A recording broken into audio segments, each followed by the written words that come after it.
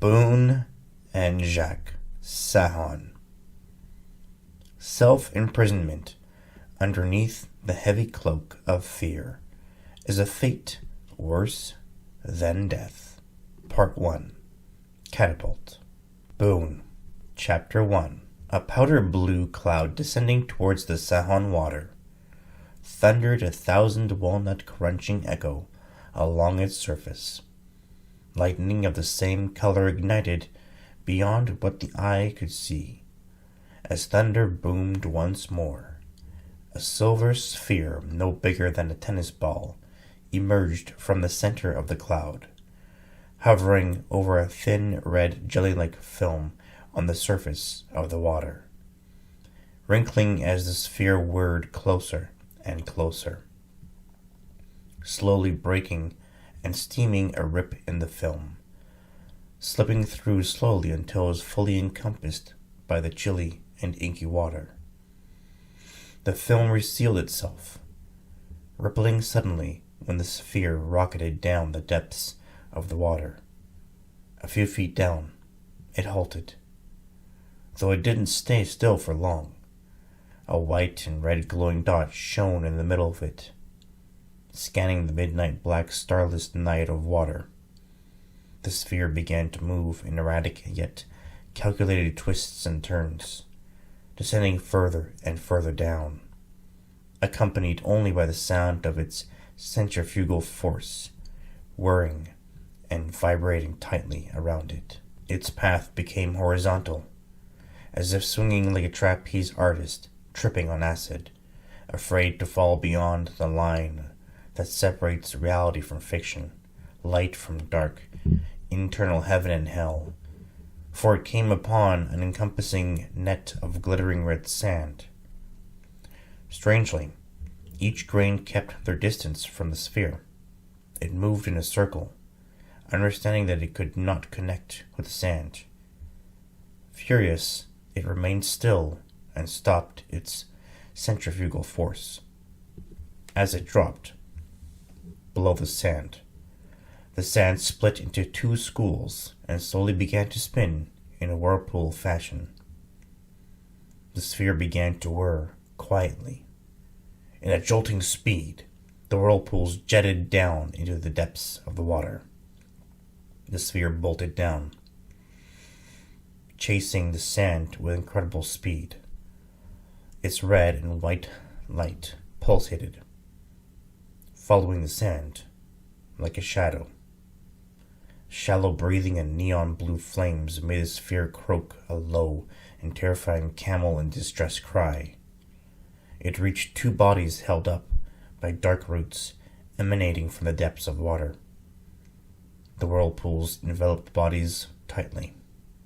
The spheres descended slowly, approaching the one on the right first. Black Rose Cocoon. Evil lives in those that bleed violet and breathe calmly in a storm of hailstones at the heart of tainted fire. Prologue. On the southern side of the outskirts of Halliburton, its moon's honey tint was tainted by a little girl holding a blood-dripping roasting knife, caked in bits of flesh, bone shards, and tendons of a crudely skinned snow hare she held in the other hand. Though she breathed silently, her mother slept squeamishly. The proclivity in the girl's hungry eyes bore into her mother's face as she squeezed the hair till its eyes popped out of their sockets, splattering fluids on the ground. She could tell her mother was going to turn away from her. "Mama," she whispered loudly. "Mama, wake up." She looked at the hare, admiring its flesh and the nerves holding onto its eyes lifelessly. "I got dinner. Look." She shoved the hare into her mother's face, who screamed piercingly, then shoved herself up into a frightened and panicked ball of fear against the headrest. Unable to utter a word, she didn't bother to wipe blood off her face. "Why are you scared, Ma?" You said you couldn't go to the grocery store last night because Daddy didn't have cash for you. I just tried to help." The girl's face reddened with anger and confusion. She threw the hair at her mother, then ran out the room, crying as she took swipes at the air with her knife. She stopped at her and her sister's bedroom, in which the door was locked. She could hear her sister crying and calling for her mom. "Anya! Open the door! Open the stupid door!" She banged on the door, stabbed it with the knife, splintering the face of it and making prints with her fist. Stepping back a few steps, she huffed and puffed, then bolted to the door, ramming her shoulder into it, then cowering on the ground from the pain the impact dug into her bones and muscles. Her father, a stocky 6'4" mucka-skinned man, stood over her in his midnight blue robe, looking at her disdainfully. He walked over her, then went to the master bedroom, horrified by the look on his wife's face, the dead hair, blood everywhere. He opened the nightstand and grabbed a flashlight and handcuffs. Therenosita. The sun doth not burn bright on those that pray and fight for freedom. The moon doth not glow purely for those that sleep easily or troubled.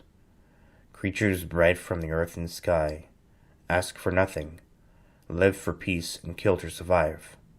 Rulers seek monsters to become them, for the serum of blind rage and greed runs deep. Commoners eat and work for simplicity, yet they have the most battle scars no one understands. Every breath of life in any habitable place has an imbalance of chaos and peace. Do not dare ask for one answer to any question, for such is life. No question has one true answer or meaning. Table of Contents. Book 1, Fall of King Talbot. Book 2, Darien War. Book 3, The Traveler. Book 1, Fall of King Talbot. Chapter 1, The King's Informant. A Brachian wolf's howl from the depths of the Darien forest echoed through the vast land of the Graudoir kingdom. A wolf who stood tall and powerful, fur as black as a starless night that shimmered emerald on a full moon's night. However, unlike Earth, Therenosita had both a blood moon and a moss moon, enriching the planet with elements it cannot live without. Elements the king and queen of the Graudoir kingdom know are at risk of losing their richness. A thought Queen Helenosa was brazened with as she held her dear husband and King Barrett. Her long red nails pressed into his stomach.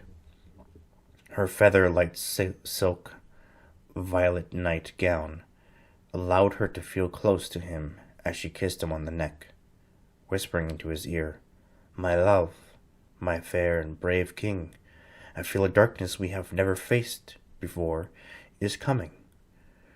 Coming for our resources.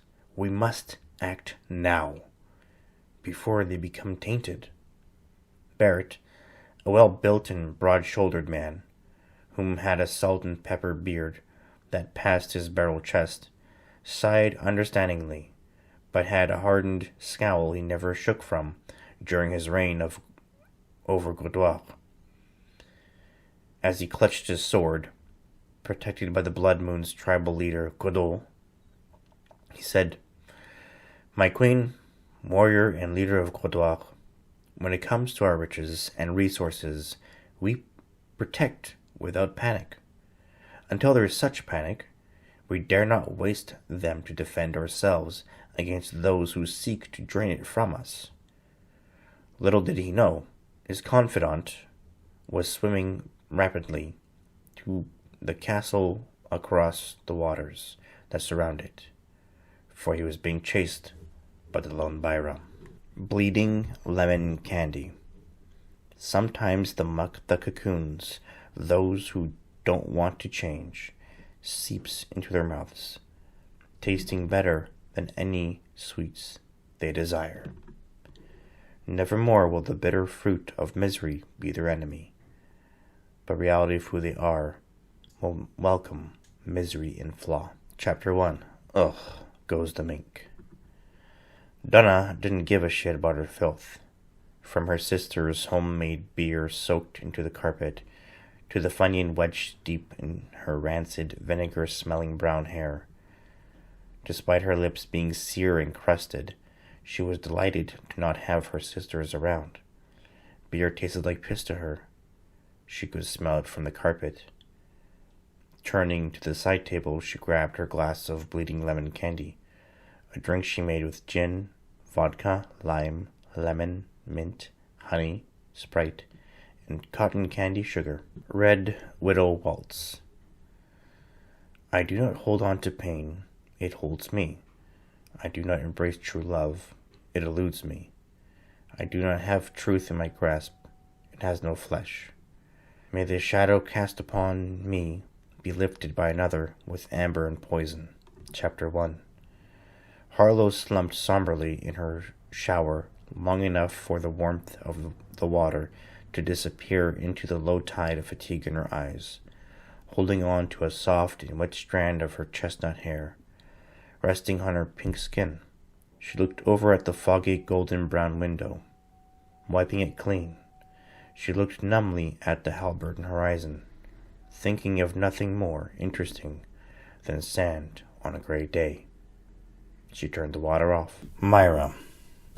The broken heart within the veins of the birch leaf on the ground shakes at the caw of the crow pecking its beak through it.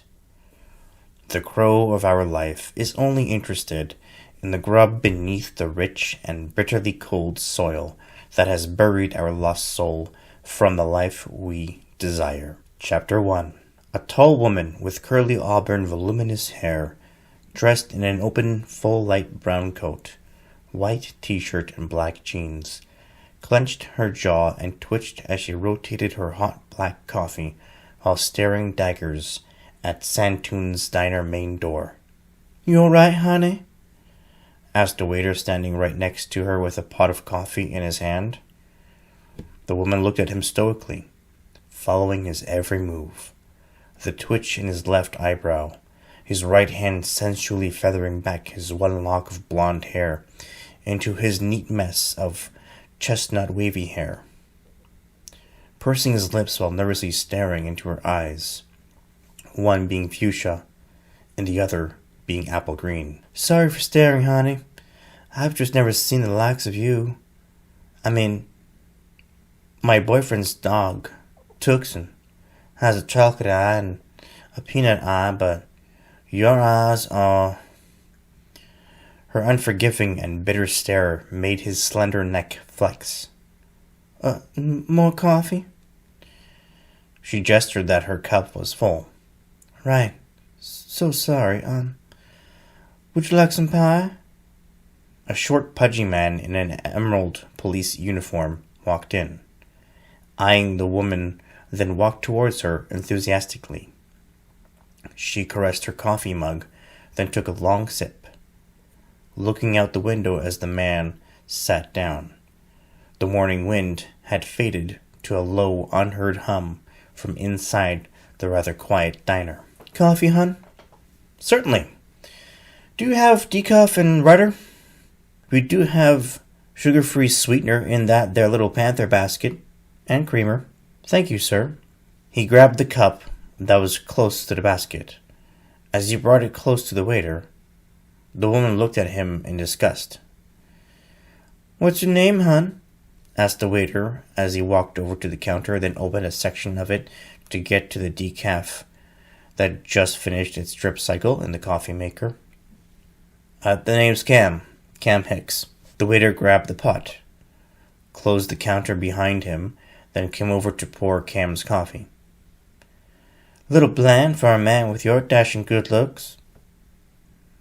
He stopped pouring, then looked at Cam with a butterfly blink. "But don't tell my boyfriend that." "I won't. Do you have any apple pie?" "We sure do, hun. Coming right up." Cam nodded and took 3 packs of sugar-free sweetener called Fulton's Sweetener. The hell is Rudder? "It's a sweetener from the South, Detective Myrah. Oh, you rookies are so soft. Sugar is sugar. It ain't gonna kill you. Unless you eat a bag of it every day. Cam paused as he mixed the sweetener into his coffee. He tapped his spoon, then laid face up on a napkin. He pursed his lips, then sipped his coffee shyly. Don't you go shutting down on me. This missing persons case is a big deal for the precinct. Trying his best to relax, he sat up straight, noticing the bullet hole in her Stetson gray hat that was dangerously close to her scalp. Myrah took her hat off, then looked out the window, putting her free hand back around her cup. The freshly cultivated hay in the field across the street made the gray overcast pull her gaze past the window, as if she was trying to peek behind the sky's heavy curtain.